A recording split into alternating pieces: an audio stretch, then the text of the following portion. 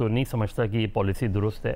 اور دوسری بات یہ کہ بظاہر یہ لگ رہا ہے کہ ان کے اگر ان کی حکومت بنی تو اگلے فائنانس منسٹر بھی اسحاق ڈار ہوں گے. تو جو 16-17 مہینے میں اسحاق ڈار کی پالیسی ہے، یہ سوال بالکل میاں صاحب سے بنتا ہے کہ ان 16-17 مہینے میں جو آج یہ بات کہہ رہے ہیں، ان 16-17 مہینے میں کیوں نہیں کیا آپ نے؟ اس لیے کہ ایک تلوار لٹک رہی تھی، اور وہ تلوار اسی چیز کی تھی. دیکھیے مسئلہ یہ ہے کہ ہر چیز اگر ہم کالا دھندے سے ہی کرنا ہے، ہمیں کالا دھندے ہی کو فروغ دینا ہے، تو ایک زمانہ تھا 9/11 سے پہلے منی لانڈرنگ اتنا بڑا ایشو نہیں تھا دنیا میں، لیکن 9/11 کے بعد منی لانڈرنگ بہت بڑا ایشو ہے.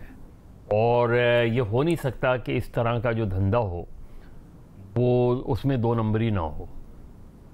میرا نہیں خیال کہ جو میاں صاحب بات کہہ رہے ہیں، اگر انہوں نے یہ باتیں اور دہرائیں تو میرا خیال ہے میاں صاحب پرابلم میں آ سکتے ہیں. اور اس لیے کہ بہرحال ان چیزوں کو آنے والی حکومت کے حوالے سے IMF بھی مانیٹر کر رہا ہے کہ کون لوگ آئیں گے، اگلی حکومت میں کون لوگ آئیں گے.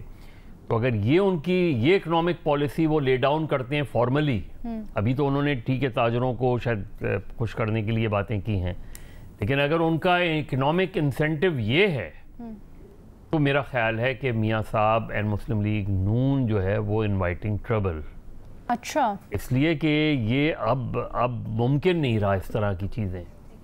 اور یہ باتیں جو یہ کرنے کی تھی، میرا خیال ہے کہ مجھے نہیں پتا کہ ان کا صحیح معنوں میں پلان کیا ہے، کیونکہ جو چیزیں ہم دیکھتے رہے ہیں، کل بھی یہ بات کی تھی کہ اسحاق ڈار صاحب جو اپنے مختصر وقت میں انہوں نے ہلچل مچائی، اس میں کوئی ایک ایسی چیز جو آج میاں صاحب بات کر رہے ہیں، کوئی ایک چیز بتا دیں کہ انہوں نے اس طرف کی. اور یہ بھی ایک سوال ہے کہ کیا آگے آنے والی اگر ان لوگوں کی حکومت آتی ہے تو اکنامک پالیسی پریڈکٹیبل ہے، ہمیں پتہ ہے وہی ٹیم ہے اسی طرح کے فیصلے کرے گی، یا پھر کچھ آؤٹ آف دا باکس کر سکتے ہیں؟ یہ جو چیزیں یہ اگر بات یہ ان کی پالیسی ہے، اگر اکنامک پالیسی ہے تو یہ تو بہت ڈینجرس ہے.